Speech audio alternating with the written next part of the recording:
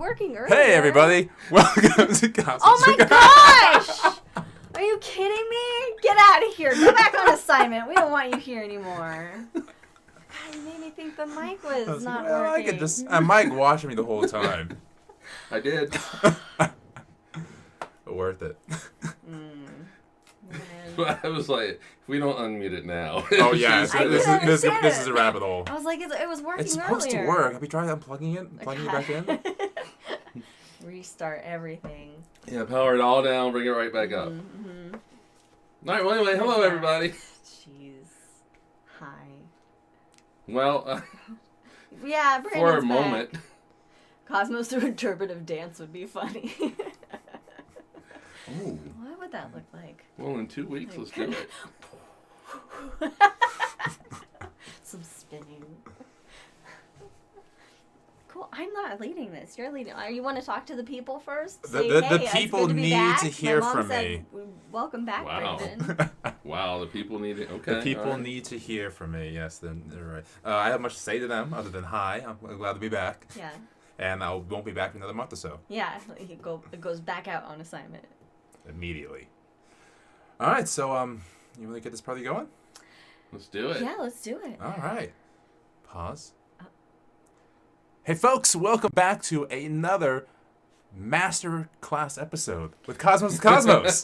Can we legally say that? Master class? Well, it's probably I trademarked. didn't say master class theater. Okay. Now I did. But I'm Brandon, I'm Liz. And I'm Mike. and today we have something called Two Truths and a Lie.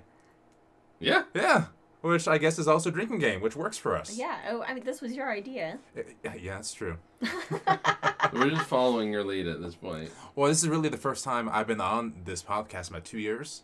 Yeah. It's been- Pretty much, yeah. well, he's a world traveler now, you know? Yeah. Yeah. Yeah. But anyway, what are we drinking here, guys? I forgot the name of mine.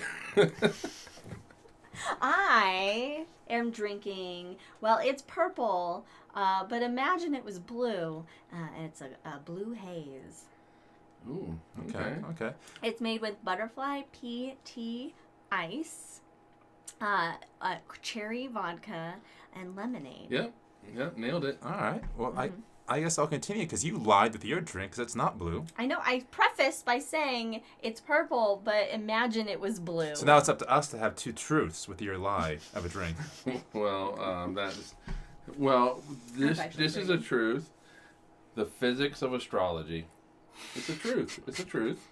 Yeah, because astrology is real, right? Yeah. Physics of astrology. I like that. I oddly like that. You know. Cheers, everybody. Cheers. I am drinking pure 100% vodka. Because I have an early morning flight and I gotta be nice and ready for it. So it's definitely not water. Not Don't water at look at all. that. Not water at all. Jack has iced mint latte, with dark chocolate shavings. Dark chocolate shavings. That sounds delightful. Jack. You know, one of my favorite drinks when I was out on assignment last month, it was basically a Russian, but a whole lot of cream, and they threw actual coffee beans in there, and it was delightful. It was fantastic. That sounds really good. I'm gonna... I don't think your sister's on. She's We can't get what she's drinking. She's dead to me now. she's grounded. And of course your mom. My mom's drinking Earl Grey. See, Hot. it's getting too warm outside for me to drink tea. That's why you're inside. Iced tea. Yeah, but still, if it's hot outside, it's not gonna be. Anyway. You gotta It's switch ice cream over season. to iced tea. It's true. Yeah, but it's not the same. What if you It's just no get a whole bunch tea. of ice cream, melt it, and just drink that? It's like tea. Yeah, but I would just eat ice cream. Anyway, let's promote our Anyway, socials. here we Promote go. our socials. Follow us on the Twitter at Drinking Cosmos, Instagram Cosmos with Cosmos, and of course you can find us on your iTunes, your Spotify's, Yeah, wherever it is you yeah. find these podcasts. Give it a listen, give it a rating because we like people most of the time. Yeah. And that helps us get more people. Yeah. Yeah. So that way I can speak to my people. There you go. All right. And of course we have some rules. Thank you, Liz. Yeah. I'm hosting, but she's I'm just guiding. refreshing your memory, you know? She's like the person on top of the Titanic looking out for the iceberg, but like takes a nap right when the iceberg comes. And I'm like, well, I'm just gonna keep going anyway. We got some rules. Yes. Anytime we hear a puppy bark, that is a drink, Yes. which may happen Could today. happen. May There's a happen. possibility Very of likely. it. Any Lord of the Rings reference, take a drink. And, of course, any Star Wars reference, Yes. take a drink. And I guess for this episode, if we guess incorrectly what the truth or lie is, take a drink. Okay. Oh, shit. The incorrect Okay. guessers. The Not incorrect not guessers, yes. Oh, okay. All right, so with that, let's get into two truths and a lie. Each of us will present 3 facts, 2 of which are real, 1 is false, and it's up to the other 2 to decide which is the lie. And then we'll talk about those. And then we'll talk about the cool things, yeah. Yeah, okay. So actually, I'm going to start with Mike George. Oh! Oh, okay. I swore it was going to be me. I was like, he's going to choose me. All right. I'll make you go last. Yeah. Just as worse. Fact number 1. Oh. I have to read it to you. Okay. The Orion Nebula is a stellar nursery that has 700 stars in various stages of formation. The youngest are thought to be less than 300,000 years, with the youngest possibly only 10,000 years old. Density of gas and dust is important in star formation, and the best vacuum ever created on Earth was created at CERN and has a density of only 1,000 atoms per cubic centimeter.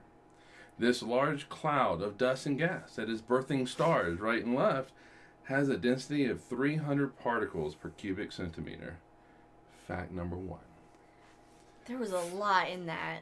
Yeah. Any one of those numbers could have been slightly is it off. numbers? Is it, what are we, is this a I'm going to yes, guess it it's the does amount of this? particles per square meter type situation. That's what we're looking at. Oh, man. Fact number 2. 2! The hydrogen-burning star with the lowest known mass is 2 mass JO523-1403 with a mass of 67.54 times that of Jupiter. Okay. It is about the same size as Jupiter as well. The second lightest hydrogen-burning star is slightly more massive, but the size of Saturn. Fact number 2. Oh, my God. I thought mine Hydrogen were burning maybe. mass stars. Okay. Okay. Mine are weak sauce. All Or right. what? Or what? Mine are weak sauce. Fact number 3. The supermassive black hole in the center of the Milky Way is Sagittarius A star. True. And it has a mass of 4.154 million solar masses. It's big. If it were inside of our solar system, Mars' orbit would be the closest orbit to the event horizon. Fact number 3. Oh, no. So I have a gut reaction. Uh-huh. So I'm trying to imagine, putting Sagittarius A star in the middle of our solar system, as we all have done in one way or the yes, other. yes. But I'm trying to remember how far out it went. If it I enveloped know. Mars or if it enveloped beyond that. I don't so, think it enveloped beyond Mars. No, so I'm going to guess 3 is true. Yeah, I think 3 is true as Okay. well. All right. Do we want to get that answer first, No, or do because we want to I get the other think one? Okay. let's- So we're well, going 3 'cause true. We might differ. What do you think with the other one?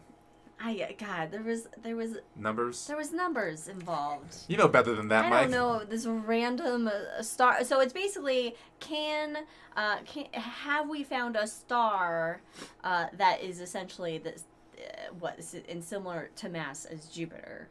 It was 67 times the mass of Jupiter. Okay. About roughly the same Okay. size. 67.54 times the mass You know of what? Jupiter. God. Oh yeah, I think. But is 67 times the mass enough of mass to become a star? Yeah, because I think It's no. close. What is the thing that if Jupiter was Yeah. 65 times more massive, That sounds about right. it would have become a Become star? Yeah, main hydrogen star, sure. Yeah.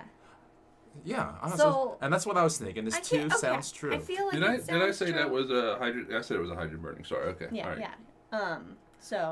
So that leaves 1, and Wait, 1 wait, had wait, a wait, lot of wait, crazy wait, wait, stuff wait. in it. Let's back up a second. Let's go and back. I don't Let's go remember back to 2. how 1 even started. Let's go back to 2 for a moment here.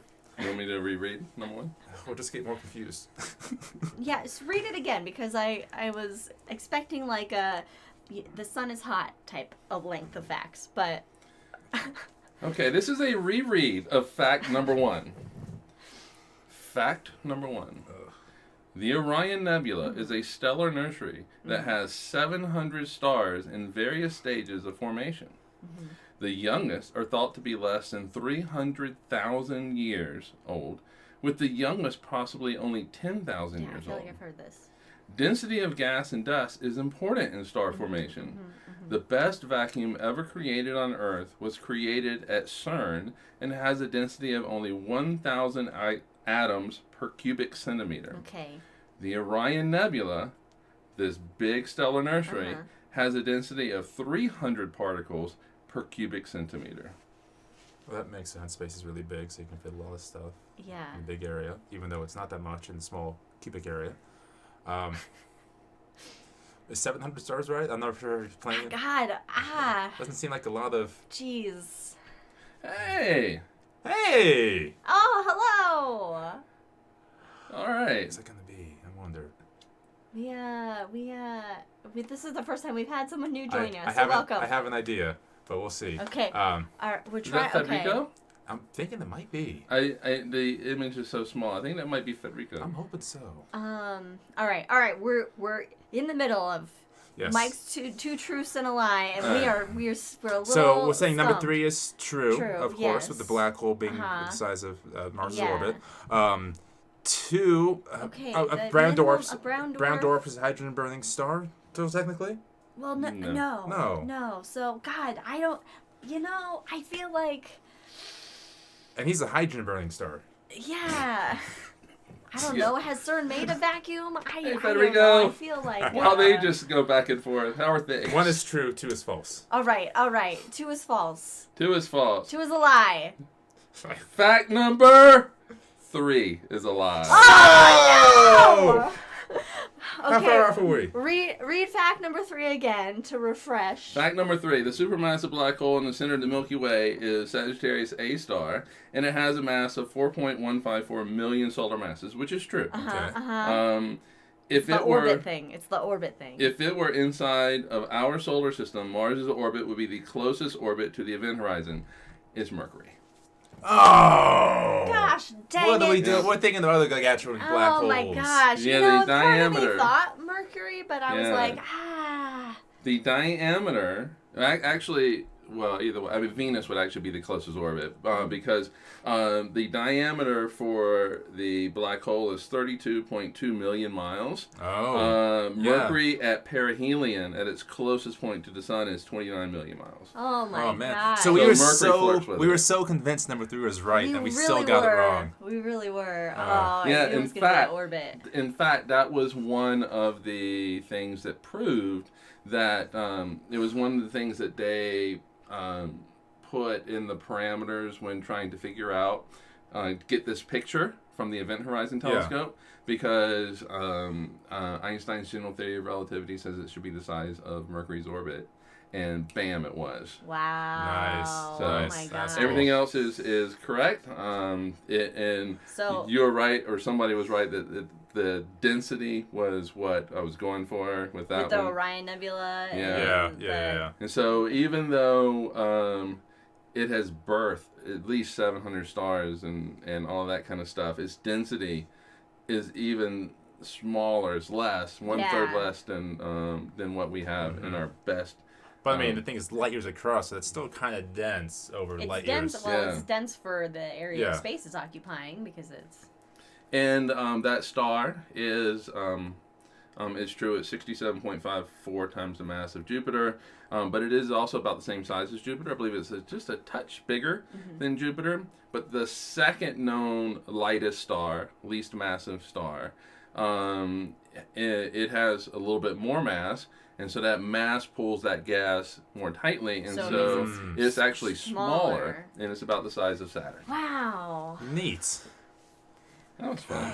Yeah. I Yeah, enjoyed that that. was actually really fun. Man, that was hard. It was, and he I had didn't- facts and figures in I there. know. And I'm like, is the sky blue? Geez, pretty much, yeah. Did you I take your didn't drink for know- guessing wrong? I didn't know it was gonna be like truths, and then there was gonna be something in it that Well- you had as like off. Nobody told me how we were doing it. I didn't think too deeply into mine.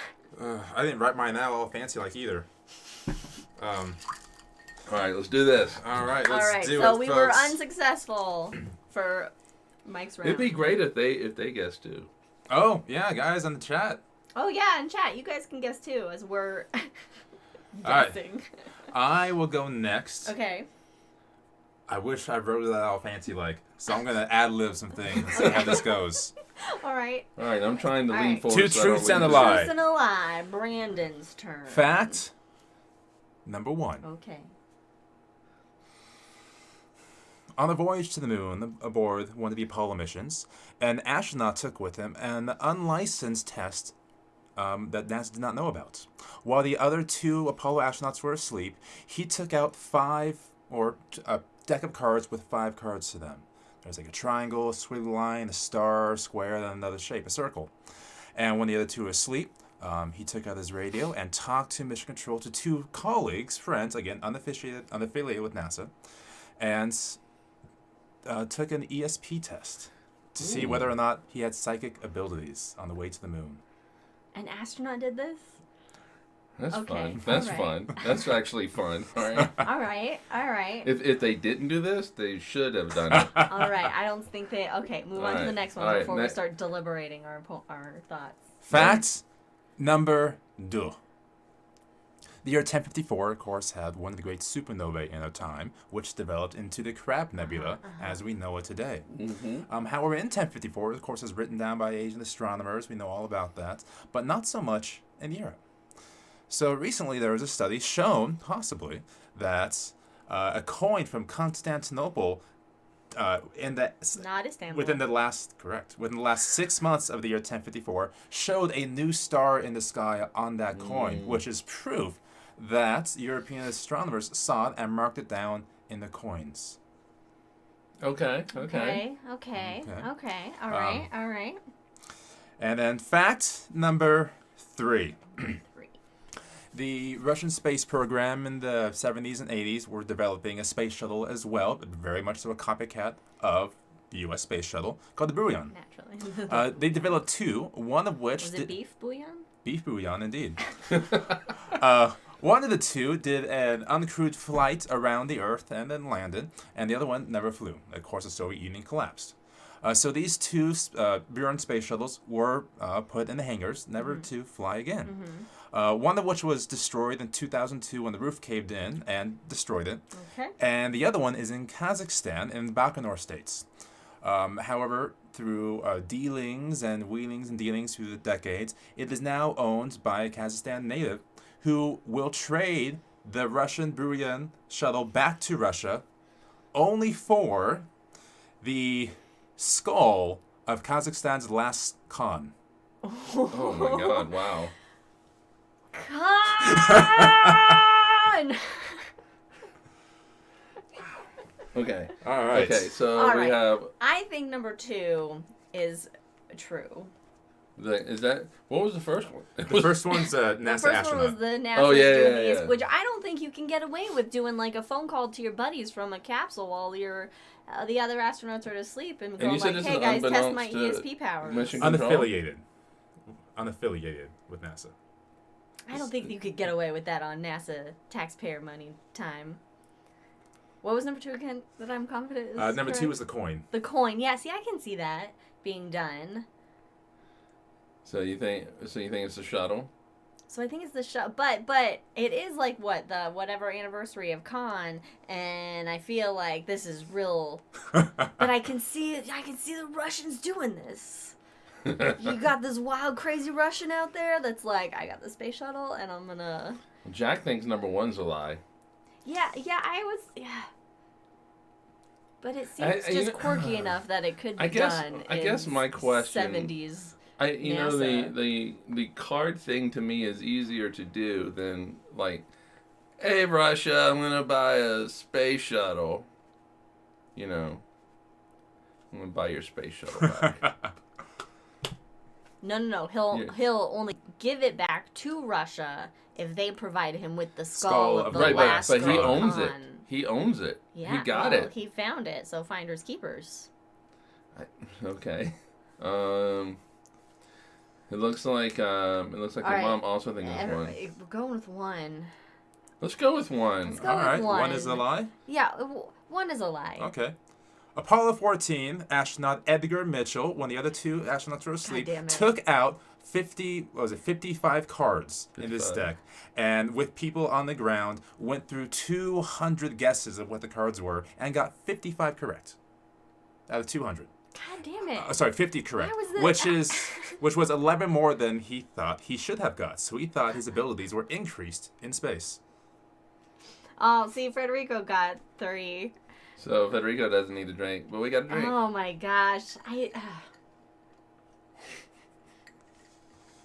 Is there We're a 0 crazy, for 2. Is there a crazy Kazakhstan dude that Darun Musa is his name in Kazakhstan.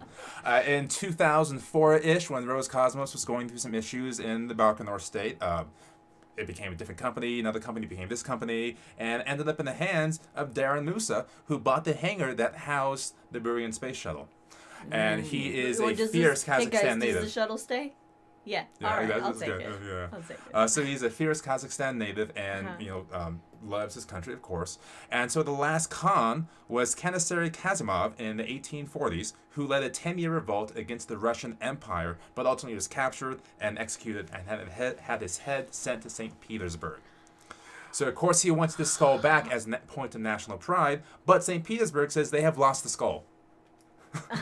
I mean, at this point, can't you just Oh my- find one somewhere and just say, "Hey, this is Mhm. it"? So number 2 is the lie? Well, we're not done with the Burian yet. Oh, okay. Because it's still in its sadly decrepit state in this hangar. People have broken in and graffitied on the side of it. There's debris falling down all over. It's rusting, so it's not in a great spot. So we didn't even find that skull, guys. Call Indiana Jones. Although I'm not sure if Russia's the best hands to have the Burian shuttle right now either. So Yeah. So maybe don't find the skull. Oh, but if Don't- we find the skull, maybe he'll sell it to us. Whoa, guys, we have enough room in the backyard. Or we can find a house that And has search enough for- room in the backyard. Search for Khan. Yeah. So Khan is true, and the mostly lie is the coin. Because they did come out with the coin at the Constantinople in 1054 that showed 2 stars. However, very likely it is probably not due to that supernova, because according to the church and the politics at the time, the sky was ever eternal and unchanging. So had they put that supernova in the coin, it would have been heresy most likely. Right, and it would have been seen as a Right. devil or whatever. But there was a really cool report done about this. I forgot where it was published. I was reading it this morning. And they were trying to think of, well, maybe it is, because it's only done for 6 months, which is a short time for a coin. And thought maybe we can actually see the light curve of the supernova with the size of the star changing on the coin. But ultimately it came out to, well, it's probably not, but yeah. That's wishful thinking on that part. Yeah. Man, that was the most plausible one in my mind was, yeah, sure they put a bread object on a coin. Yeah, but we're not thinking of it in. I mean, look at us. I mean, 3 atheists sitting right here. We're not going to look at this in terms of like religious points of view. No. You know. Man, that was good. Damn, we're 0 for 2. good. Only Oh, Federico has gotten. Mine- and Mine are not fun. And by the way, so Liz is our last one here. If anyone in the audience has a truth or a lie they want to post to us, we can guess There we that go, as well. Because we're going through man, this that one could be pretty fun. quickly. This is fun. Hey, well, you're in charge. Yeah, so I'm Slow it handing down, out. man. Slow it down. God, mine are so stupid now. So not The prepared. first living thing without wings in the sky was in fact a pig, a cow, and a chicken, I believe it was, on the hot air balloon. That's fact. Okay. I'm assuming that's what you're going to guess. All right. Well, I have 2 more. Okay, that's true, yeah. Oh, you have. Oh, that's right. You I have. might have other backups. things I can say, too. You have backups. Yeah, we just have fun little things we can do. All right. 2 truths and a lie. 2 truths and a lie. 2 truths and a lie. Number 1. Fact number 1. Neptune's surface gravity is almost the same as Earth's. Okay. Okay. And there are chipmunks.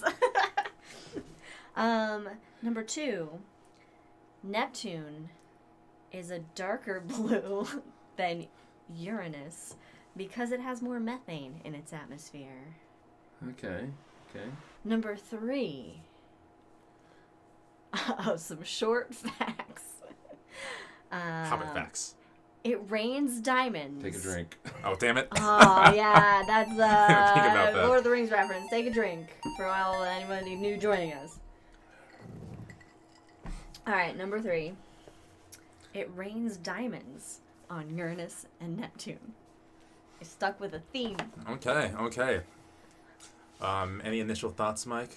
I think number 2 is right. Okay, I think 1 is right. Okay, then.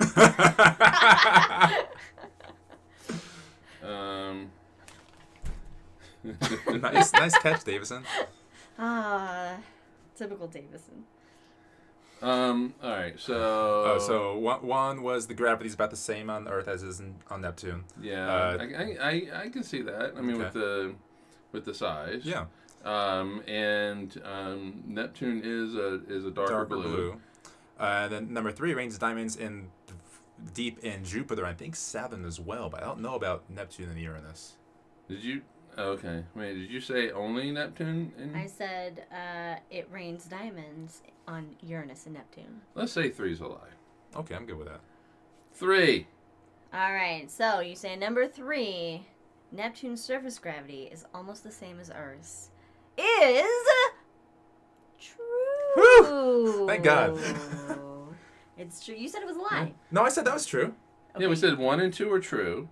3 is a lie. 3 is true. 3 3 is is not true. a lie. Wait, what was 3? 3 is The true. diamonds. Neptune's Oh, the number Neptunes. 3. Is the diamonds. Yeah. Oh, I had them all out of order. Oh my God! All right. Anyway. Okay, all right. It rains diamonds on Uranus and Neptune. You're saying that is a lie. Yes. It is true. Oh, fun. Federico's got it. Nice. Yep. Yeah, so not much is known about the interiors of Uranus and Neptune, right? Because we've only had Voyager 2 We have ever to go dig past deeper them. to Uranus. Yes. Ah.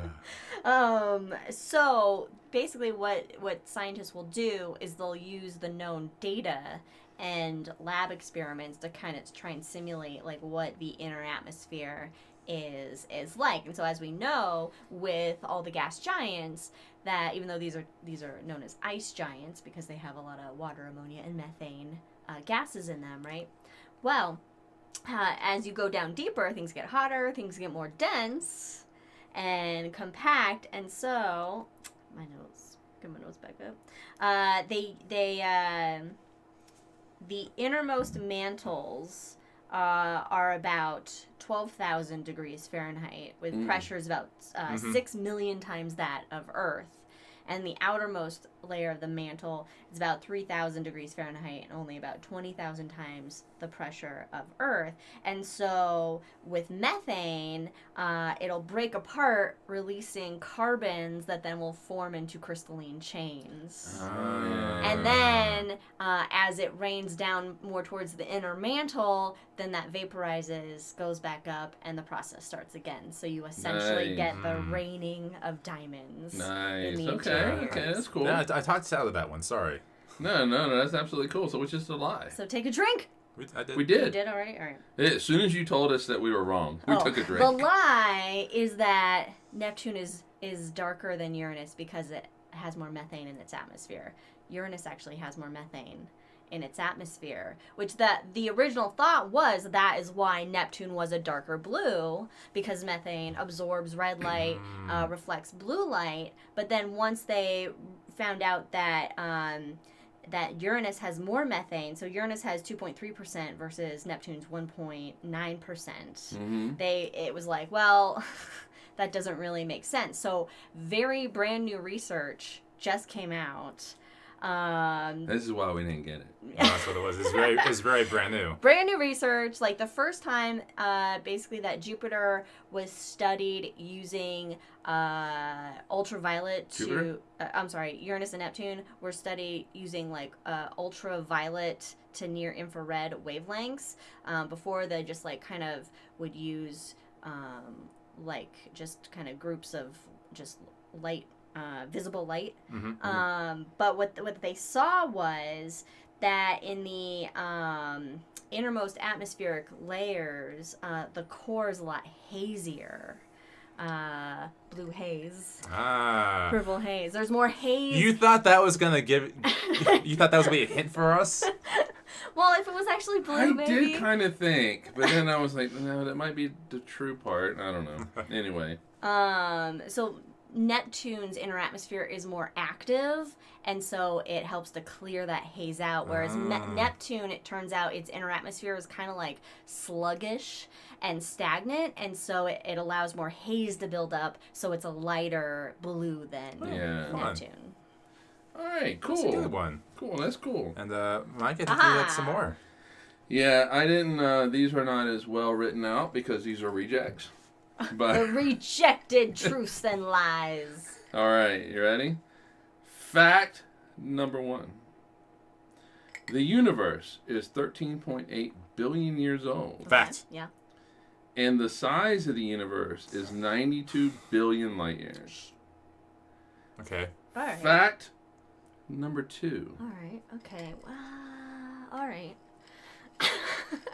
Hawking radiation is responsible for the reduction of mass of a black hole. Mm-hmm. As such, the radiation originates inside the event horizon. Wait. Say that one Oh again. my god, I just turned it off. Radiation. Never turn the iPad off. Fact number 2. Hawking radiation is responsible for the reduction of mass of a black hole. As such, the radiation originates inside the event horizon. One of these is true. The other one is not. I hate it when these seem like basic facts we should know about black holes or the size of the universe, and we're like, fuck, we don't know. But it doesn't make sense. I don't think Hawking radiation would originate from inside. You Yeah, can't 'cause have that it doesn't make sense. originate from inside the black hole. It would have to be because Liz's brain is having a moment here. With the size of the universe, let's go with that one for a moment here. I mean, I feel like that seems right. That 92 billion. Yeah, because it's accelerating. The expansion is increasing. So it's significantly larger than 3.8 billion light years. But if that's true, that means the black hole is false, which makes sense. That's exactly what we're thinking. Yeah. So 1 is true, 2 is false. I mean, we're 0 for 0, right? So 1 is true. Oh, thank God. Okay, wait a minute. No, it was a question. 1 is true, Oh, 2 yes. is false. Yes. But you're right. Oh, thank God. I'm gonna take a drink anyway for being right. There you go. All right, I got 2 more. Wait a minute. Oh, you have more? Yeah, let's talk about this. No, we gotta talk about it. Oh, that's right. Talk Yeah. about where's the Hawking radiation. Explain the Hawking radiation. All right. Because obviously it can't come from first the of black all, hole, right? Okay, so the lie. Yes, nothing can escape once it's within the event horizon. So nothing is going to leave. Yeah. So Hawking radiation actually originates just above the event horizon. And so if you have a vacuum, vacuum is never, even if there are 0 atoms. Did anybody else picture a cleaning vacuum in their head when he said, if you have a vacuum? Imagine you have a vacuum. As Peter so Paul Murray would say, I have a vacuum. a vacuum is never empty. A vacuum is really quite a chaotic environment on the quantum level. I'm sorry, a vacuum is never empty. Nor is it full. Take a drink. It's precisely how it needs to be. Man, see, we definitely don't have this many Lord of the Rings references when Brandon's not here. I know. And What a so sad existence. in the vacuum, you have virtual particles that are being created all the time. So and they come in pairs, and they are created. They move out, and then they come back, annihilate each other, returning that energy back to the vacuum. Virtually inseparable. Yes. Are they spooky? All right. So the problem is like at the event horizon, space is curved just really severely, and you have a lot of these virtual pairs that are being created. Sometimes, however, one of these virtual pairs will fall into the black hole, and the other one escapes and lives its life alone forever. It has no one to annihilate it. As soon as basically once they separate and they can never come back together, or there we go. Now they become real particles. It's like Pinocchio. Like Pinocchio. Oh, Real. it becomes a real boy. Yeah, but they become real particles, and so the basically one particle goes out into the universe, which is what we call Hawking radiation. But the other particle when it falls onto the black hole, actually reduces its mass a little bit. Huh. Because you have to have conservation of mass. You can't just... Right. Yeah, so it the black reduces... hole basically lost a little bit, so What's that? it lost a little bit. It lost a little bit. Now, the thing is like the stellar mass black holes, they're very dim, extremely dim. And so black holes, man. the amount of radiation these black holes emit is inversely proportional to the mass. So the smaller the mass, more radiation. So that's why basically black holes that are like mountain size, which they think are primordial, the size of primordial black holes, they will be emitting a lot of radiation, Hawking radiation, but stellar mass black holes, not very bright at all. Like many times less than just a light bulb. That's how dim they are. Aw, poor and guys. of course, these supermassive black holes are even dimmer. And if you look at the amount of mass that they emit in Hawking radiation versus the amount of mass that they consume that fall into them, it's just what falls into greatly dwarfs what actually gets emitted out. Yeah, they're not eating enough. They're not getting full enough. They're just wasting away. Well, they're not. Their diet is not as effective. No, That's yeah. true. And so, stellar mass black holes, they basically need nothing to fall in them for like trillions of years for them to actually evaporate. Wow. Poof. Bring a book. Into That'll take a while. nothing. But yeah, the universe is 92 billion miles across, give or take. Okay, yeah. I was Yeah, like, it excellent. seems like Oh, it about was right. 92 billion. Now it's a little more since the last time he said that. Oh, well, now it's a little bit more since it's a little touch you more. just said that. Well, so, because you were wrong. 'Cause now it's a little Jesus, more. Now it's you just can't keep up with the expansion of the universe. So when like we watched this thing today about what is it? It's the universe? Yeah. With Just Brian in general, Cox. yeah, the universe. Yeah, The Big Bang. but- It was focused Time on the before Big the Bang, Big right? Bang. Yeah, it was about the Big Bang, but in it they were talking about in the Hubble Deep Field found this galaxy that was 13.4 billion light years away. But that's where it was 13.4 billion years ago. The universe has expanded since then and has greatly expanded. So about 92 billion light years across. Though some people think it's actually much larger than that, and like 250 billion light years across. Which you do get to a point where you're just beyond the light horizon. So space is moving Oh yeah. faster than light, and that light just never reaches you. The light horizon. I love the idea that in X amount billions of years, all the galaxies would have rushed away from us, or space would expand between us to where we no longer see galaxies beyond our own.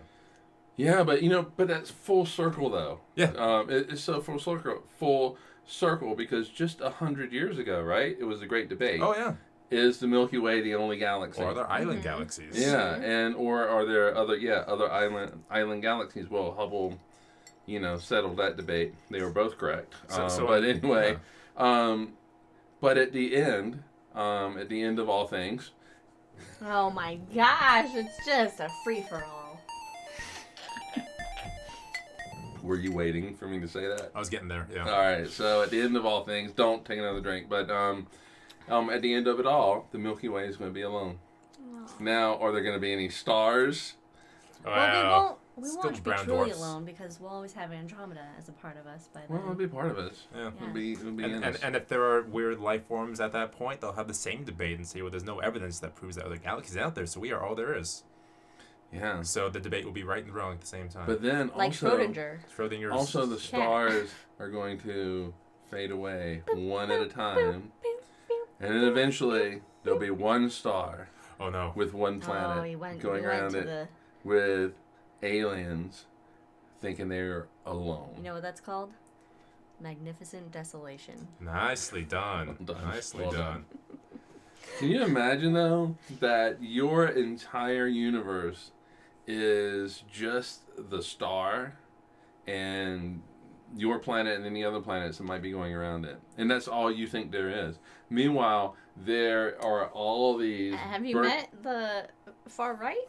Okay, let me finish. But meanwhile, there are, just trillions and trillions and trillions of burnt out stellar... Husks. Embers that are out there that you can't see, and that sure, this star is going around the center of something, but you can't really tell it because you can't see those other things, and you really think that you're alone in the universe, much like the right seems to think here in the U.S. There's no other life out there. I love that. Not the right thing, but the everything burnt out and you're the last one left, and love it. All right. You had some? Yeah, I got 3 really quick. They're, All right, 3? They're not exactly on Mike's standard here. Let's do 3 and then the... I'm sorry, but I was trying to reach your standards. We don't have standards. Neptune is blue, true or false? Yeah, but... Were you kind of mad when I said the sky is blue? I was like, oh, damn it. This was like the shot where we don't actually talk to each other That's about true. what our things are. So I'm trying to guess as to what they're going to do, and I actually wrote a couple of other ones just in case. All right, so let's do 3 more really quick. Yeah. Unless the audience has any cool fact they want to throw out If that you may or do, may not be type it true. in, and then we'll All right. get to it. Fact number 1. If 2 metals of the same kind come in contact with each other in space, they are fused together. So, like, let's call it like a metal here on Earth. They just... Are these earth metals or these astronomy metals? Is anything over helium is a metal? Okay, yeah, so we'll go with astronomy metals, sure. So, just metals, sorry. Okay. All right. He got very So excited. like about an that. iron bar and an iron bar. Yes. That are already Okay. in space, yes. No, they don't. I would say that's All right, well, you got 2 more. You got 2 more. Yeah, Fact number 2. The Space Launch System, NASA's newest rocket with the full upper stage on top of it, SLS, at its full height is actually taller than the Eiffel Tower. Okay, all right. I actually can kind of see that, but I don't know. I couldn't even see the Eiffel Tower when I flew in Paris one time, so I don't know. But I can see that. All right, fact number 3. Fact number 3. The vertical assembly building where the Space Launch System currently is so large it can fit 250 billion ping pong balls inside of it. Ooh. How many? 250 billion. I can't- 50 billion. That's hard to You should've visualize, made it though. skills. If each ping pong ball was 1 light year, it would be larger than the size of the galaxy of the universe. All right. billion. I mean, a ping pong ball is like an inch. Yeah, it's an inch. But yeah. 250 billion. So that's like 250 billion inches. Oh, okay. No, you can't think of it that way. It's very linear. You gotta think volume here. You gotta think volume. We're invoking math, and we know how my brain works with math. It doesn't. So, I feel like 250 billion. That's a lot. yeah, but I feel like the SLS would not be taller than the Eiffel Tower. That seems pretty tall. Wait, that's the actual rocket, right? Yes, the rocket You're talking itself. about the rocket itself. Yes. I think that's too tall for a rocket. With the exploration upper stage on top of it. I think that's too tall for a rocket. That's number 2, right? Yeah. All right, Federico is saying number 2 is a lie.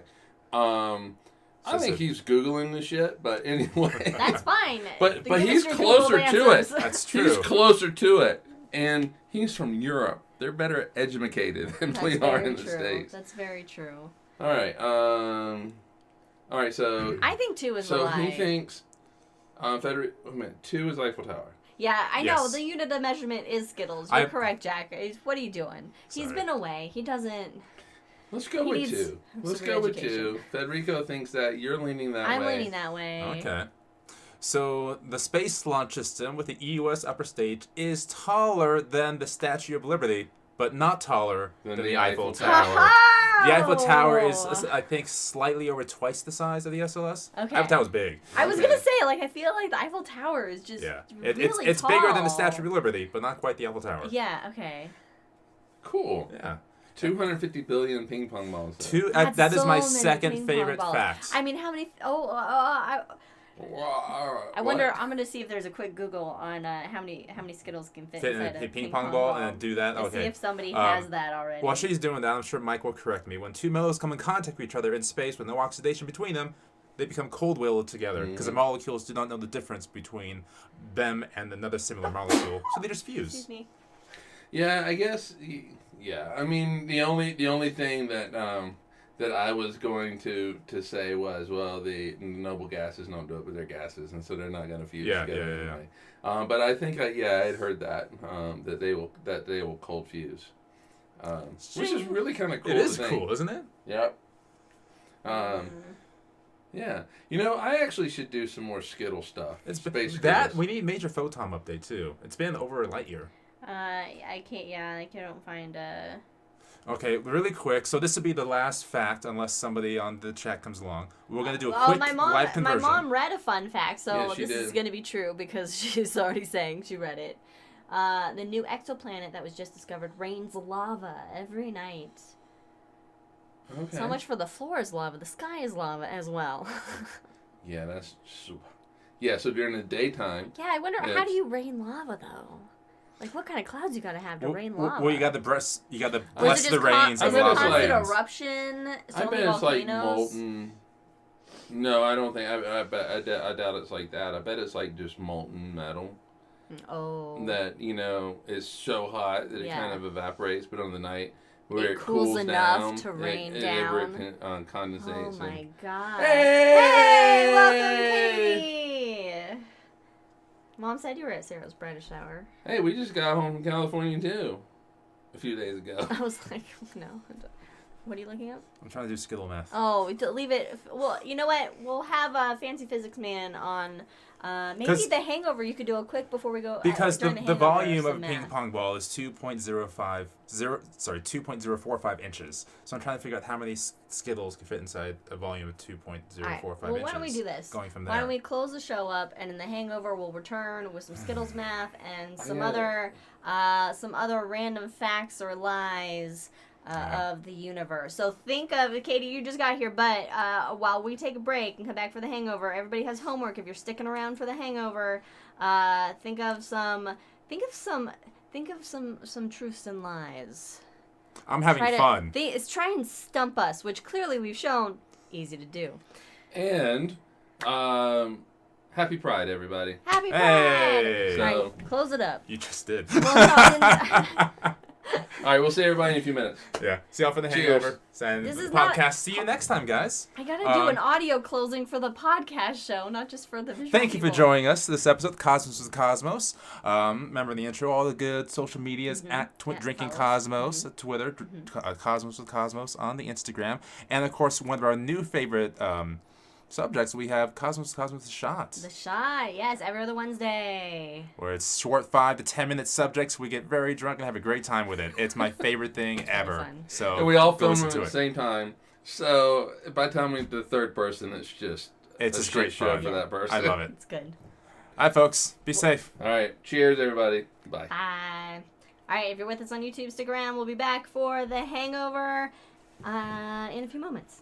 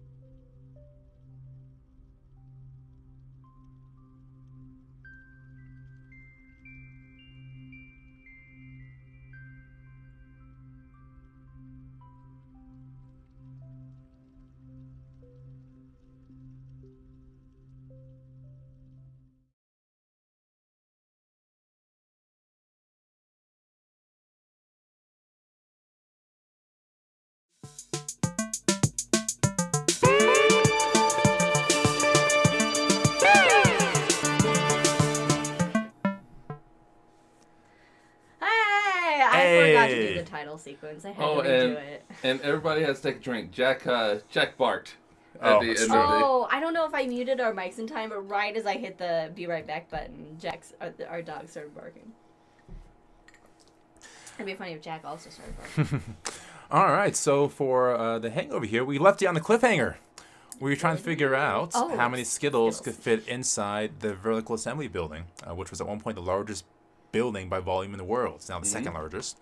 So, Mike, what you got for us? 20 trillion. 20 trillion Skittles. Now, the thing about that 20 trillion is it actually it factors in like the dead space between Skittles. So where you don't have Skittles, you just have air. Okay. So it's a true 20 trillion. But if you cut up Skittles and you filled in all those dead spaces, it would be 34.2 trillion. 34.2 trillion. The motherfucking rainbow. Well, it is Pride. It is Pride. Which I think 34.2 trillion Skittles is the smallest amount of Skittles we've talked about on the show. It might be. It is. In terms By of magnitudes. Skittles math. It is. Yeah. All right. Which is just like crazy to think about. There's so many stomach aches, so many cavities. Worth it. All right, so I'm kind of going back to the truths and the lie here. I think Liz was doing some research over the break and has something prepared for us. All right. Now, this might be easy for you guys. Well, yeah, that's true. It does not factor in any kind of compaction. So. Okay. Audience, those of you out there, please participate in my truths and a lie. I'll let you guys figure it out, but I think that you... Fact number one. Fact number one. A full NASA spacesuit cost $12 million. Okay, you have to know this. Is this from soup to nuts? This is the What? entire suit. That's from soup to nuts, for everything from the idea conception, or are you on contract by the time? The suit itself. Well, that's... Oh, suit itself. All right, Okay. suit itself. $12 million. Fact number two. For a NASA spacesuit. All right, fact number two. There are more trees on Earth than there are stars in the Milky Way. Okay, I can get behind that. Okay, but let's finish this up. Let's finish this up. And fact number three is on a different tab. And okay. You can't look up the answer, by the way. I'm not. Okay. No Googling. This is kind of I just find this to be just visually insane, true or not. You can fit all the planets between the Earth and the Moon distance-wise. Oh, that's true. Does that include Saturn's rings? Yes, maybe, no, I don't know. Okay, that's That's true. I love that visualization. That's That's true. 100% true. I say one is wrong. So, fun fact, the NASA just recently awarded 2 companies new contracts to build spacesuits for the moon landings. They are considerably more than $12 million. By a lot. Yeah, so I say one's wrong. Because there's got to be... Let's just say the Milky Way has 400 billion stars in it. Which really is, we're talking Andromeda size there. But aren't there more stars and grains of sand? Yeah, okay, all right. Yeah, wait, no. Wait a minute. Wait a minute here. Katie's going with one is a lie. I'm gonna go with one as a lie too. The spacesuit one, or what? Yeah, it's a spacesuit one. Yeah, well, no, it was more than 12 million, just based off this week's news release. Well, according to this random page, from Arizona State University Center for Child Well-Being, and their 10 crazy facts you didn't know about space, a full NASA spacesuit cost $12 million. This is the OG NASA one. We'll go with 70% of that OG cost. NASA. 70% of that cost is for the backpack and control module. But these are spacesuits that were built in 1974. Oh. Okay. Well, all right. Oh, if these were priced by today's pricing, they would cost an estimated $150 million. Oh, okay. So, are we right or wrong? It's wrong. That's for the time. So that was supposed to be a true one. Okay. Yeah. So which one is the lie then? Is it the trees? None of them are lies because I forgot to change any of the facts about them in order to make one of them a lie. I love it so much. There are about 3 trillion trees on the planet and between 100 and 400 billion stars approximately in the galaxy. Yeah. Now, you guys did mention the grains of sand, though, in your discussion. There are more stars in the universe than grains of sand. So, the universe, not the galaxy. I am the lie, Katie. I am the lie. That's beautiful. That is beautiful. They're all true. Because I just realized I forgot to change one. I forgot a component of this game. That was solid. I have one really cool fact. Are they all true? One of them is, at least. One of them is all true. But I'm trying to think of another cool fact to maybe throw you off in the 50-50 scenario here. Okay. I just want to say my really cool fact. Well, say your really cool fact. Okay. We're all about really cool facts. Well, we don't shun. Liz won't think it's really cool. I've actually won poker before, Jack. I just want to say. That one time. And it's only because I'm like, I got all hearts. I don't know what I'm doing, but I got matching shit. So. Is that a thing? Like, it doesn't it all? It all has to be like the same. That's a flush. Yeah. Or you can have like the numbers in a row. Do they have to be all That's a like straight numbers in flush. a row? They don't things have that to are be. the same. That are Oh, they pairs have to be or- all the same. Same as flush, straight flush, and of course the royal is a royal flush. So basically, everybody who's watching this going, "Hey, I want to play poker with Mike." And Liz. I got all hearts. I'll win. And I'm very trash at poker too. Anyway, What do you got? You got a pair of twos. I'm all in. here we go.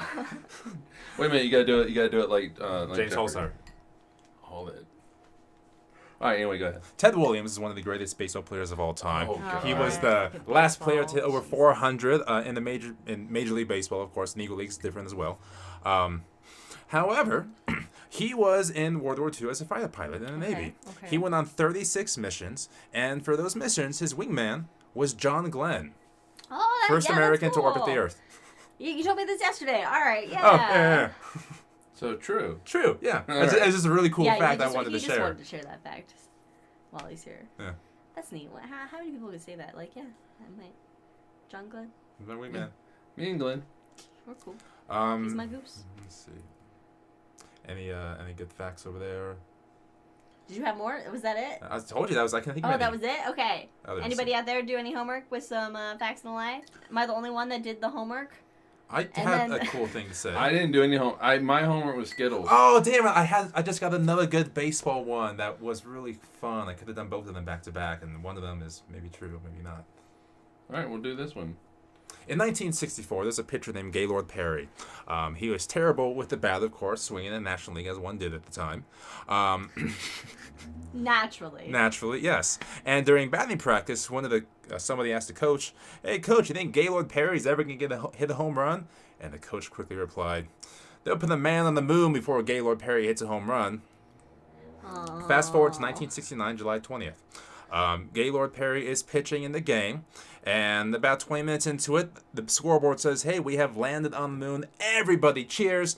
34 minutes later, Gaylord Perry hits a goddamn home run. Oh, man. That's rough. That's... Now, whether or not that statement was actually said back in 1964 is probably not, but it possibly was as well. Okay. Either Could way. have been said, but also was not. Well, I've done a good amount of research onto that, and it doesn't quite add up, but it's possible. Okay, all right. But yeah, fun fact. Nice. Fun That's fact. fun. Time moves faster on the moon. Yeah. Why? Less gravity. Relativity. Think about baby. it. Think about it. I don't. My brain again. What? Because space-time, less space-time is bent. I don't know. I mean, yeah, you're right. Okay. Yeah.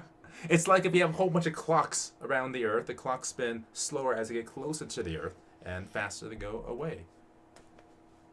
Yeah. It's like that one Digistar app. So that's why, like, time stands still at the event horizon of a black hole. That's why you actually never see somebody cross the event horizon. You know what? I've never thought about that in a context of not a black hole. And Yeah. if you go around the sun fast enough, just the right orbit, you can actually turn back time that way. Like As seen Superman. in Star Trek, it's Superman and Oh, Picard. Superman does the Earth. He spins Oh, backwards yeah, around yeah. the Earth, which a whole host of problems could happen there. So what would happen, Mike, if you Everybody turn the fly Earth backwards off. suddenly with Oh, superhuman that's- deity? Everybody's flying. going, woof, we don't have built-in inertial dampeners. That'd be cool, though. No, we all right, let's just... Not just stopping the Earth, but reversing the motion, all within like the course of a 2-minute montage. It's like the Well, propellers first of of the all, Titanic. the entire world catches on fire Instantly. instantly because of the friction between the atmosphere. The atmosphere is not going to Yeah, it keeps going. instantly turn. It's going to continue to go. So the Earth is, depending on where you're at, so the Earth, let's say the equator, the Earth is spinning at 1,000 miles per hour, right? And so you're stopping it and turning it over 2 minutes. It's like a whisper. Yeah, so Oh, the yeah, I can't say it atmosphere, Damn it. It's a the whisper. atmosphere is just going to cause global Catastrophe. Yeah, it could just global. I mean, winds alone are going to destroy all structures. Don't get my PTSD started on winds. Yeah, The winds alone will just destroy everything, but also the friction between the atmosphere and the Earth is going to heat up the atmosphere to probably thousands of degrees at this point, and it's just everything is going to ignite. So Superman destroyed the Earth. Yeah. But you know what survived? Cockroaches. They survive everything. Yeah. Maybe. So. Oh, my mom asked a great question. What would make a planet change orbit direction? Catastrophe. That's Catastrophe. that's a good hold on, pause. Jack is going coral seeding in the Gulf of Mexico. That's amazing, Jack. Jack's Okay. just a Cool. good humanitarian. Jack, you're a wonderful human being. I'll drink to that. Yeah, cheers to Jack. I'll even do the button for you.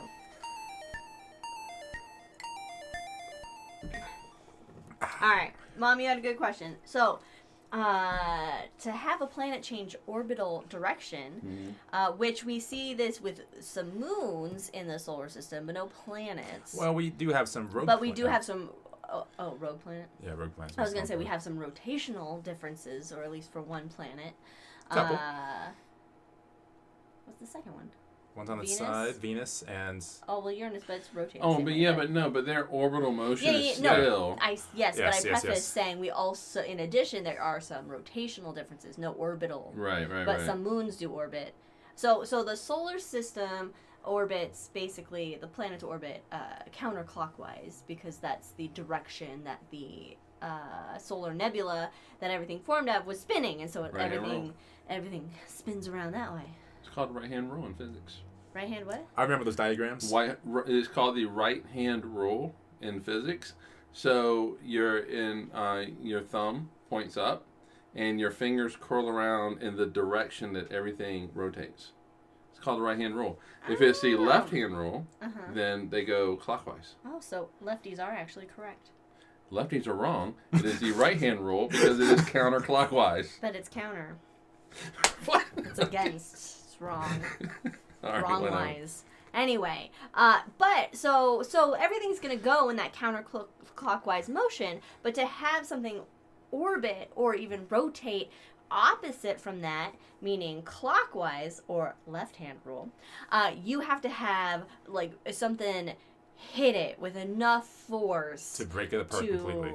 to change that direction. So we see it with Venus Right. rotates backwards, meaning it suffered an impact that caused a... Well, it rotates backwards. It does not revolve backwards. Yes, I know. I've said numerous times that I've been differentiating between orbit and rotation. So, but there are some moons that orbit their planet, not the sun, but their planet backwards. So they could have been captured that way, not from an impact.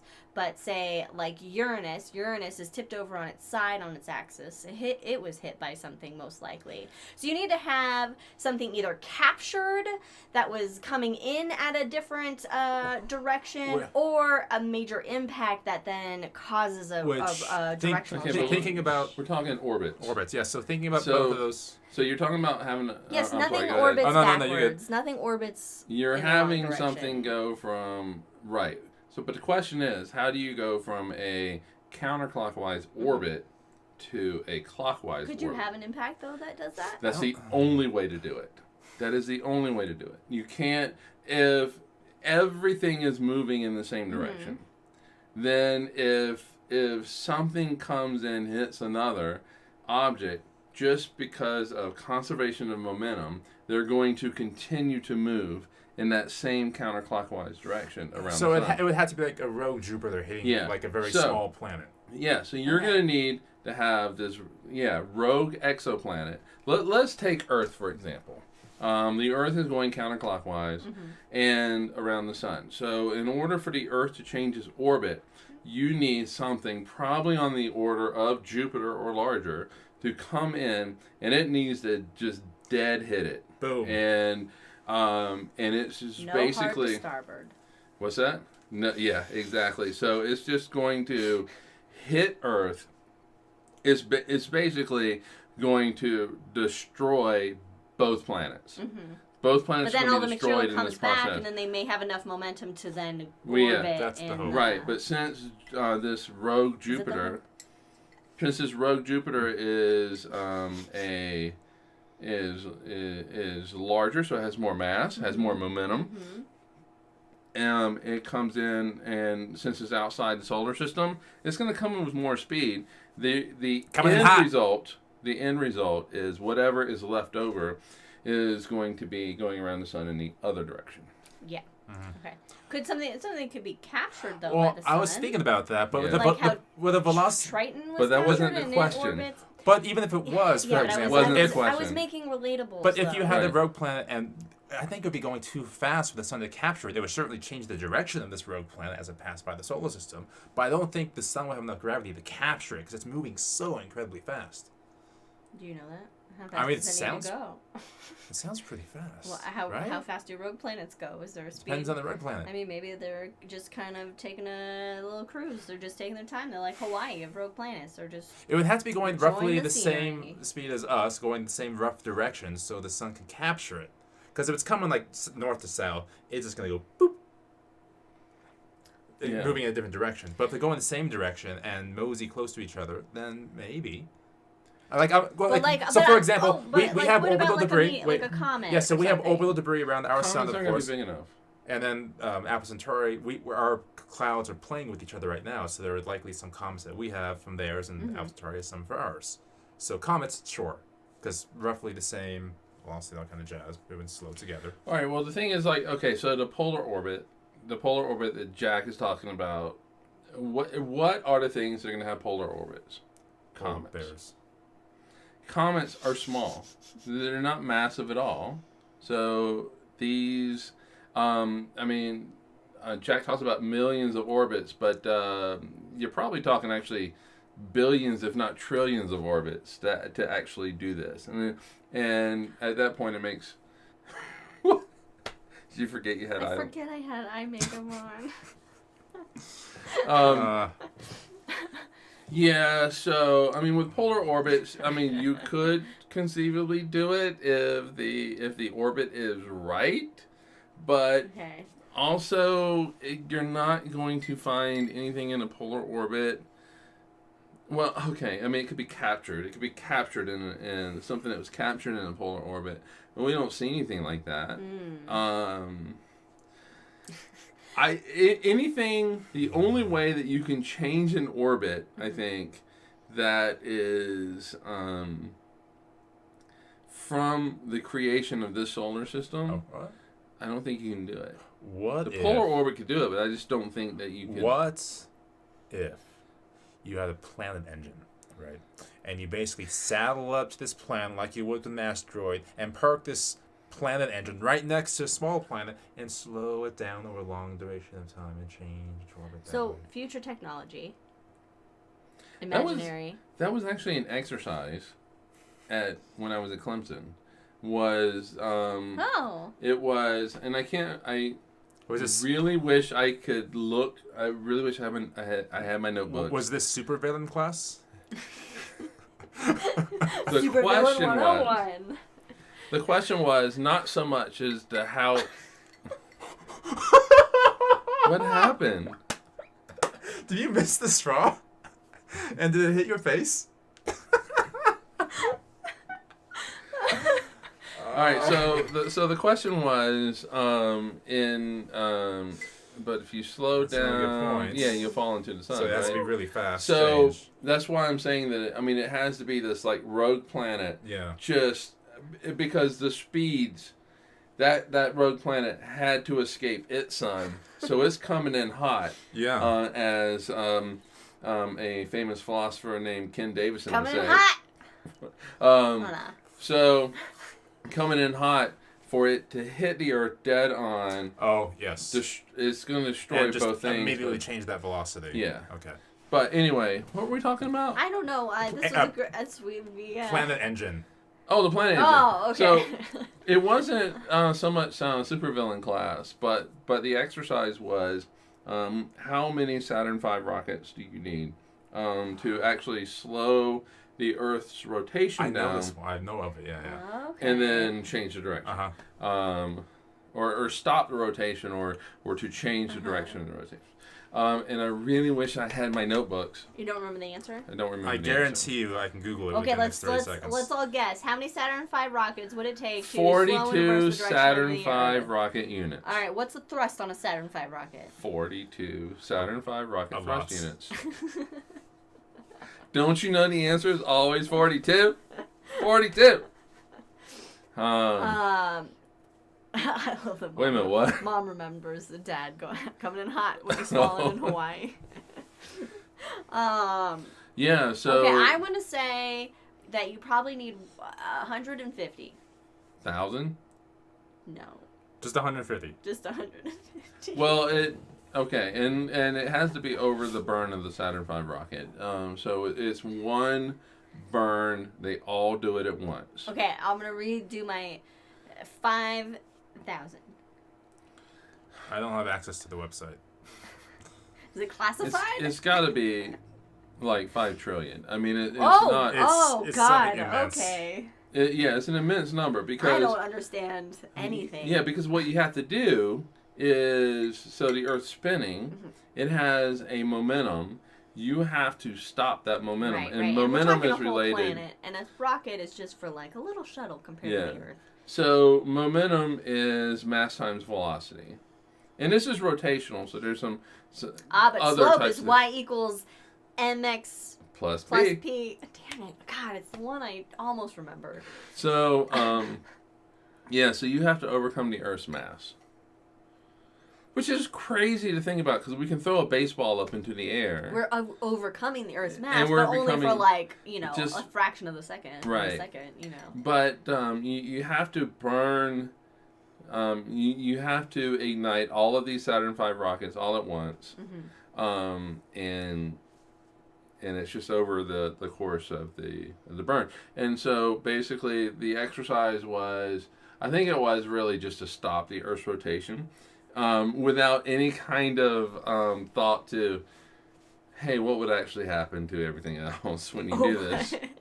How would everyone die in this process? Yeah, pretty much. 1 But minute, if you do it, if you 5 do minutes later, if you you're... do it slow enough, though. Yeah, but it's over the burn, so you're just talking 5 minutes. And so, because the Earth's That's so not big, long. Yeah, that's a big.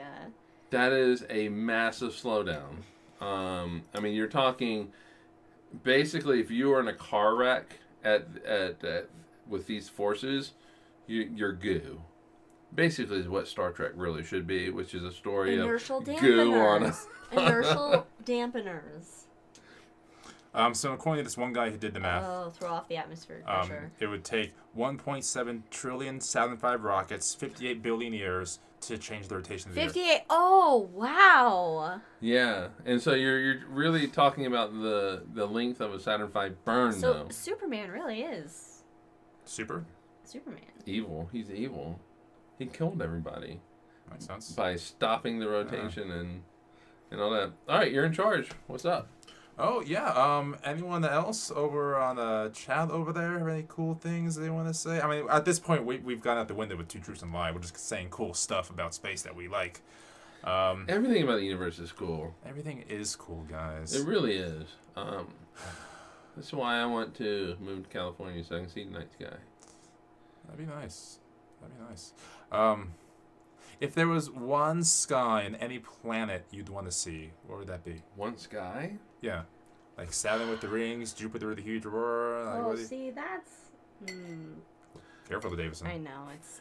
You know, I mean, the thing is Mercury like, with the sun right in front of you. Ooh, the thing too hot, is like, too it's hot. all really, just really cool. I mean, seeing like Well, Venus, you never see the the sky. rings of Saturn up close. Would you okay?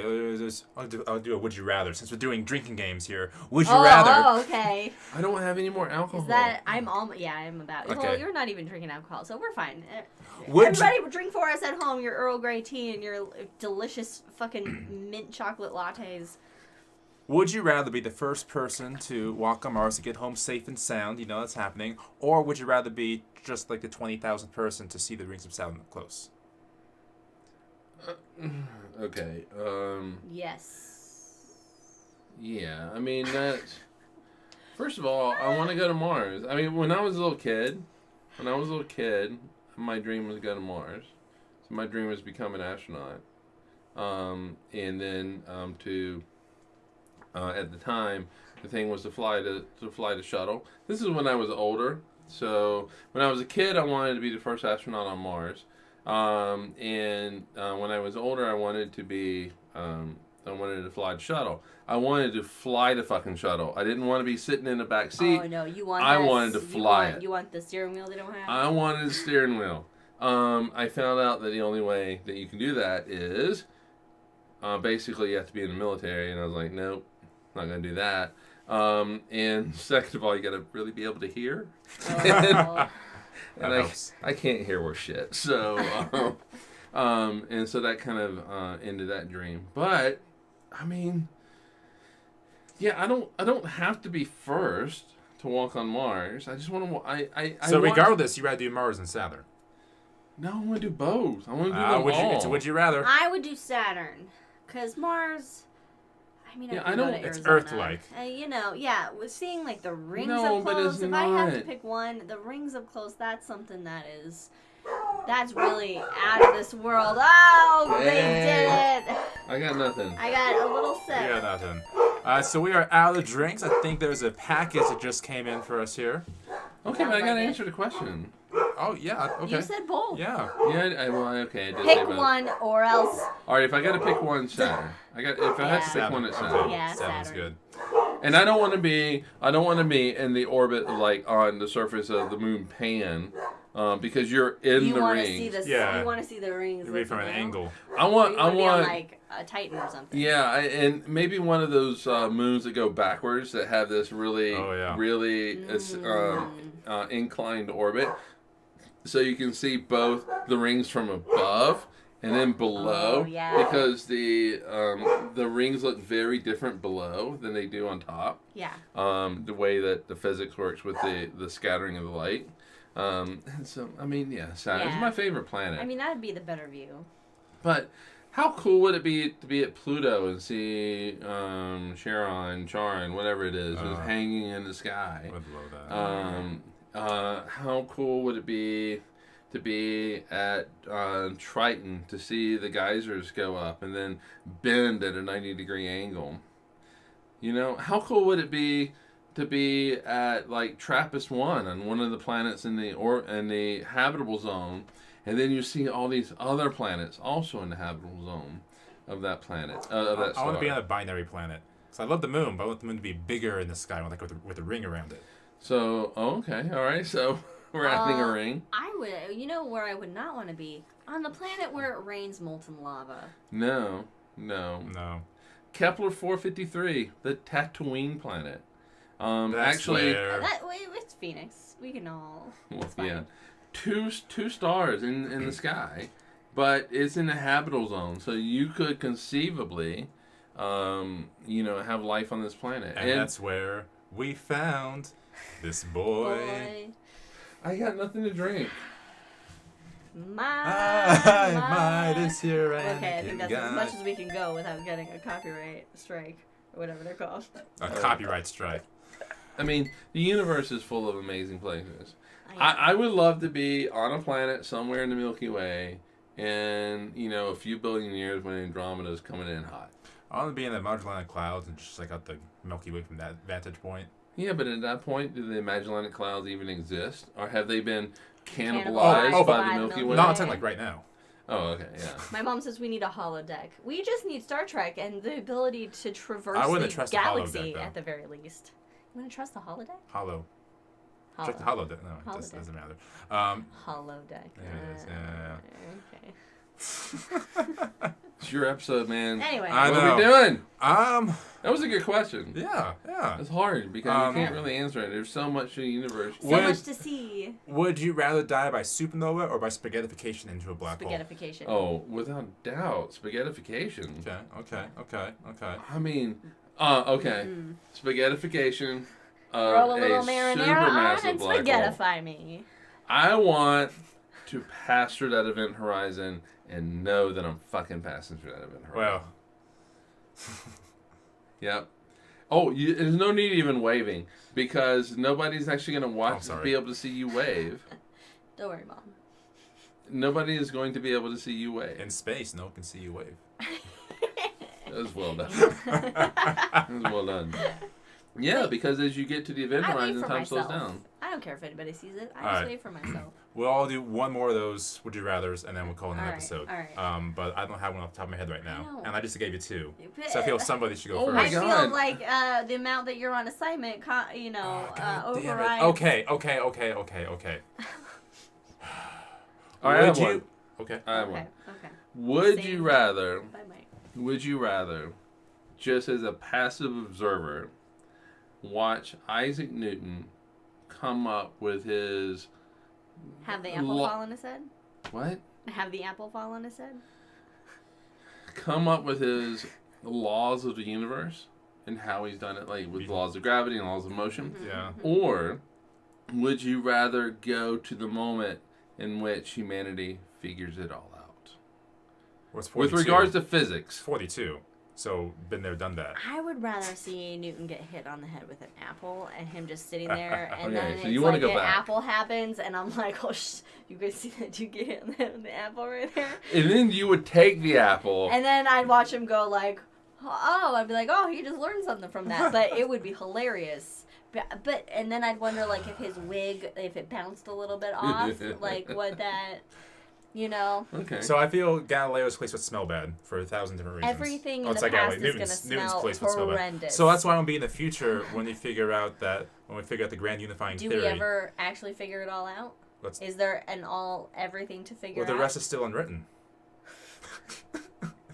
No, I think we figure it out. I think physics gets to a point. Is there a limit to figure out? Is there an end wall? Is there a stopping point? So Futurama has a great bit about this, where the professor figures out the grand unifying theory and solves physics, and he becomes super depressed because there's nothing more to discover. And so then Fry asks a stupid question: well, why are things the way they are? And the professor goes, that's a great question. Why did the rules of physics come out this way and not another way? So I had to go figure that out. So there's always questions to ask. There are, but you at least know the underlying laws of physics for this universe. Now, Yes. keep in mind that the laws of physics for another universe could be completely different, and most likely are completely different, which has great implications for life. The only reason why we are here having this podcast, Apples.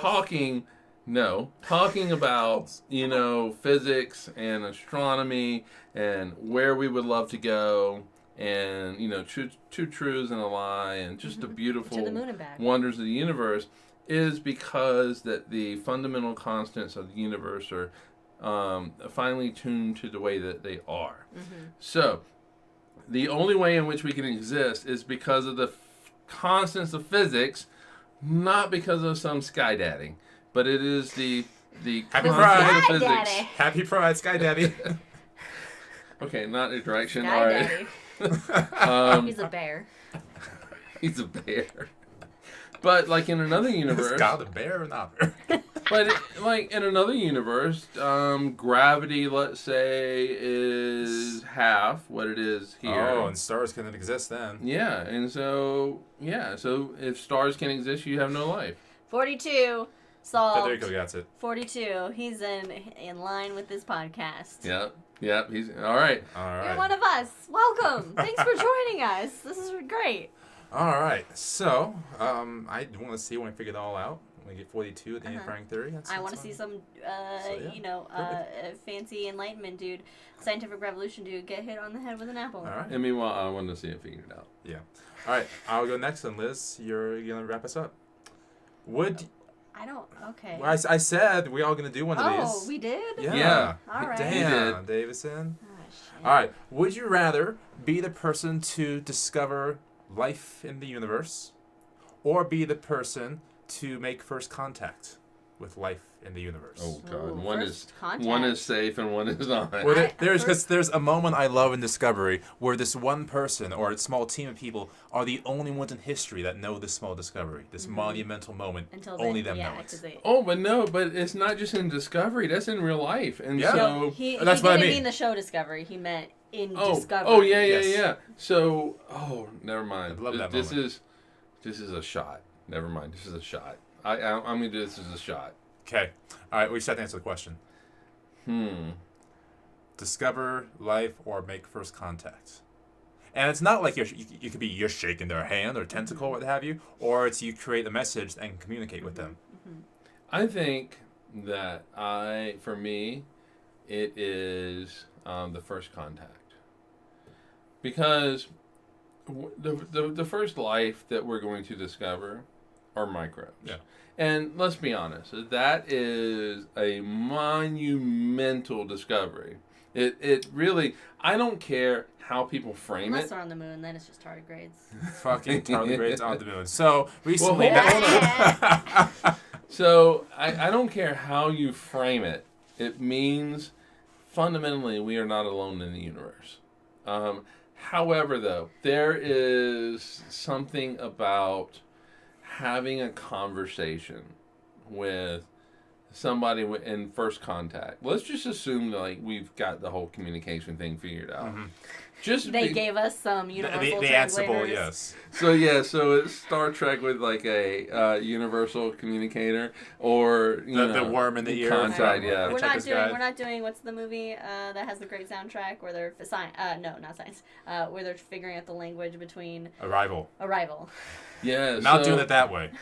So, I mean, I think it's just an amazing thing to be able to sit down with somebody, like in First Contact, Star Trek First Contact. And get drunk with them. And get drunk with them and go, tell me about your culture. What do you got? First of all, how did you guys survive? That's the first question always. What is your favorite food?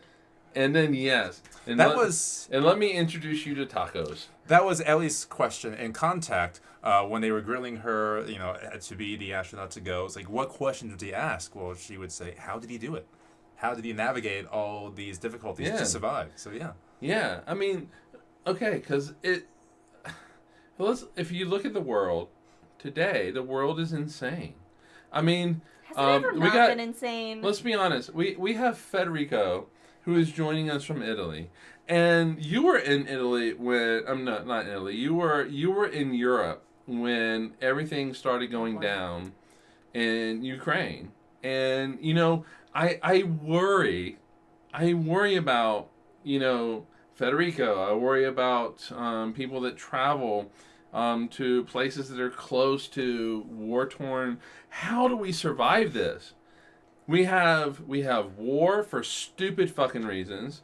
We have people in a country that I will not name that seem to think that, hey, everybody should have guns and everybody should be shooting somebody. I wonder which country you're talking about. By the way, every other country yes, is like, you don't need to name it, we know. My drink was named the physics of astrology or whatever it was. For a while, it was going to be called just the American Dream. I thought it would be something like that. And then you can decide whether it is a lie or true. I would like to argue that the world has always been crazy and chaotic and stupid because we've been the smartest stupid species ever to fucking. No, I completely agree. So, just how did you do it? Right. How did you? Because my assumption is they travel to us. We did not travel to them. Yeah. And so how did you navigate all the forces in which you will kill yourself, whether it is war, whether it is, humanity is amazing at creating tools that will kill itself. We are amazing at chaos. Yes.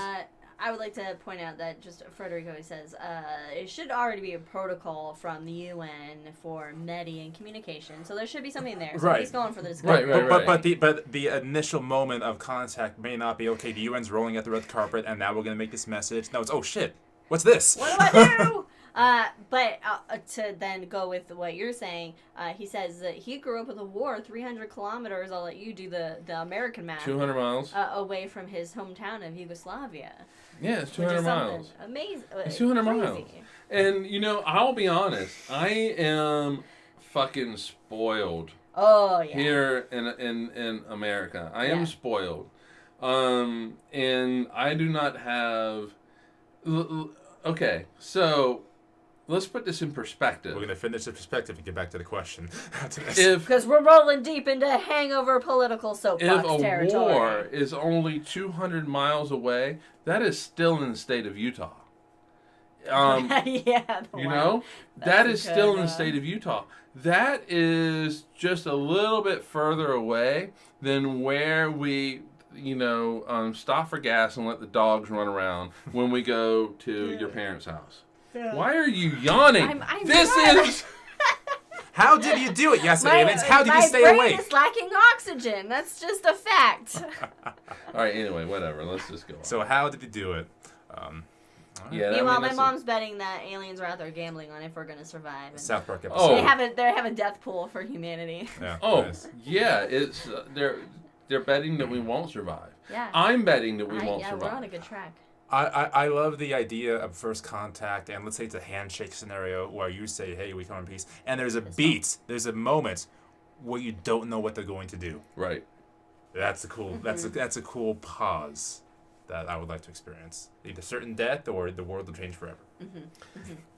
And it is the optimist in me that the world changes forever. And the world changes forever in a very positive way, where we don't try to kill each other, that we realize that we're all brothers and sisters on this planet. That's not how it's gonna work. I envision. But you see, I have to hold on to that. This is what Star Trek has given me, and this is why Star Trek is such an amazing experience. To just watch and to experience the Star Trek universe, because it gives you hope for humanity. Because you at least hope that our basic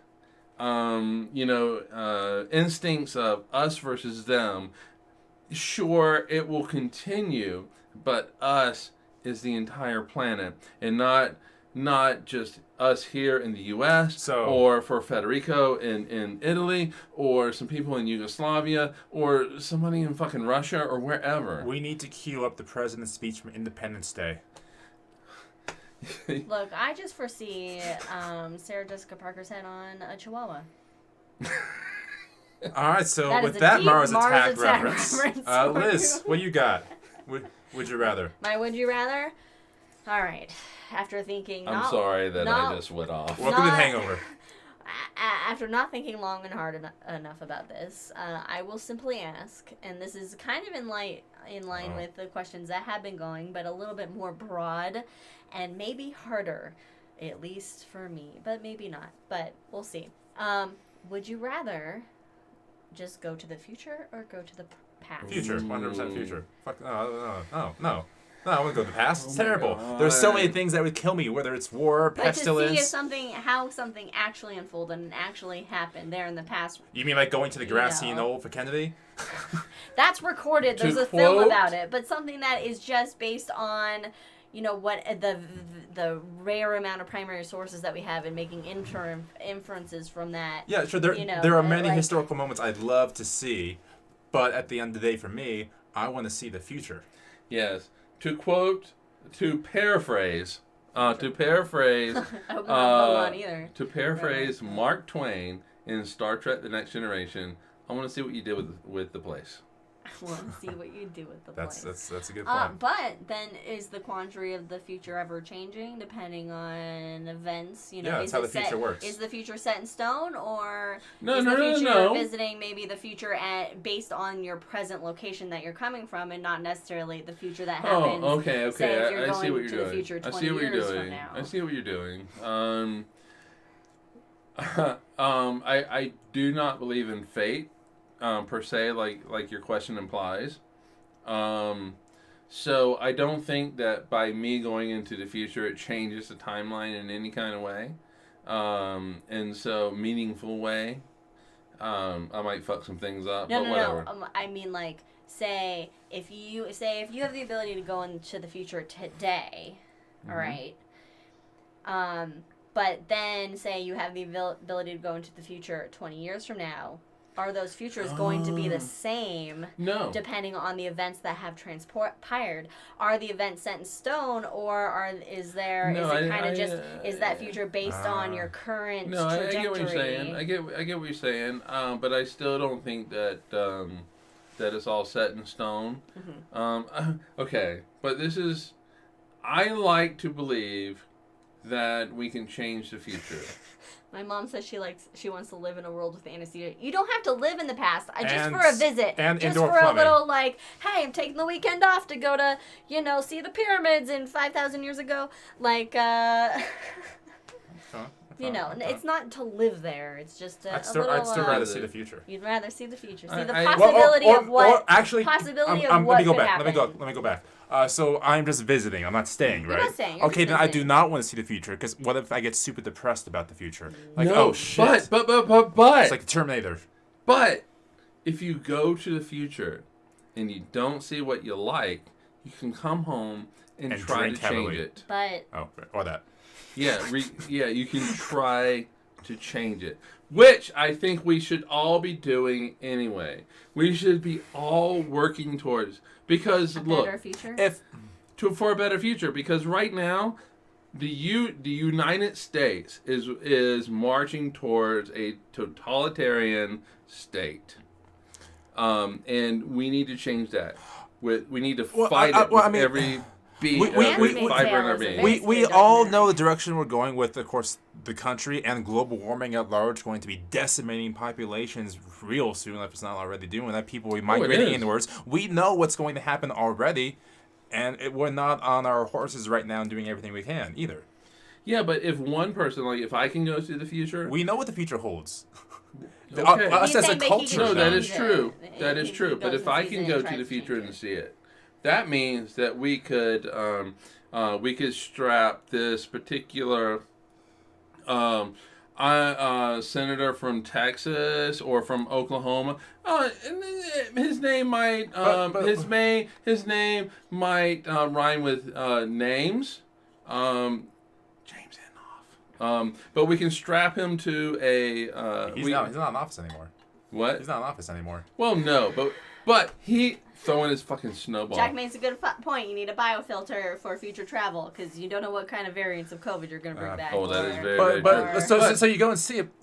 Would they believe you anyway? If they wouldn't believe you anyway. Well, if you strap them in and you send Ted Cruz to the future. Oh, I thought you meant just strap them and send them flying. So Edgar Mitchell of Apollo 14 once said, "I would love to take a politician by the scruff of the neck into space, look into Earth at the borders, and say, 'Look at that, you son of a bitch.'" Yeah, I wish but I do could it. remember quotes. Don't just, I would love to, do it. Make it a required thing to be in the Senate. You have to go glimpse the future. You have to go glimpse the future. You have to go because glimpse the shit. senators, if you don't do shit right. Senators and representatives around the world, They- whether they are here or whether they are in Japan or any other country, they affect the future more than the three of us affect the future. At least half of them know they impact the future. They know what kind of shit they're doing to the country, and they still don't give a fuck because they're getting money now. Right. But what you need to do is you need to take them into the future so they can see the true damage that they're doing. You know, it'd be cool. So you have this one individual who's in charge of getting the senators to the future every time. And so What has happened? and so what he does You brought is, this up. as he's preparing to go to the future, he goes, "All right, guys, it's time to go back to the future." He says it every they time. Pay Christopher Lloyd to be the one that. Great Scott! If everybody wants to know, I would go to the past. Yeah. There's no question about it. Get some I would people to punch in the 100% face. go to the Because past. you want to touch everything. I want to see what actually happened. All the shit you can lick. All the things that I'm like, aha, I knew You it! can lift.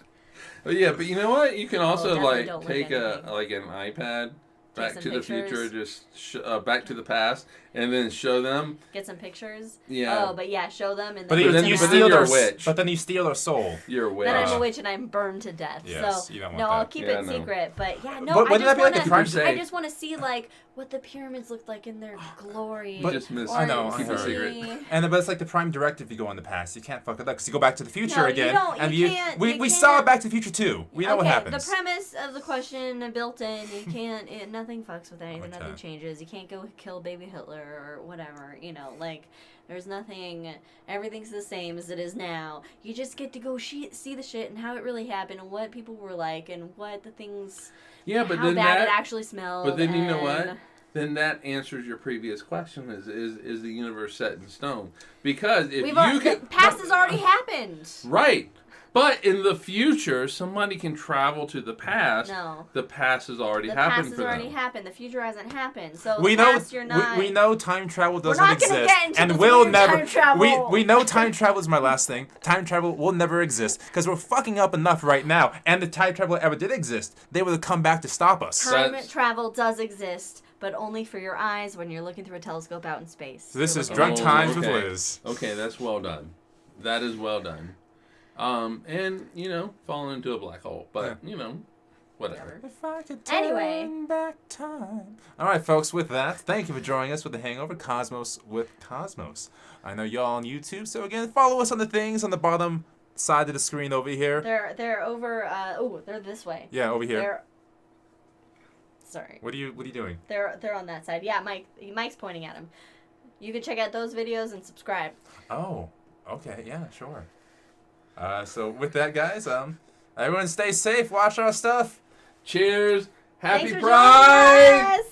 Happy See you in Pride. 2 weeks. I don't know. Who knows Italian terms? Remember- Bienvenido. No. It's pronounced pizza, first of all, Federico, and you don't fold the fucking pizza. You- You have no, it you flat can because fold it's it. deep dish. Federico. No, you don't Fuck fold the deep pizza. dish You pizza. don't Federico, fold. thanks for joining us. Get out of Bye. here. Oh my gosh. Oh yeah, it does take me a while to shut it off, so we have this weird time where we're still talking. And Federico's ending it. rapidly typing up a response saying, "Don't Yeah, you don't and talk then, to my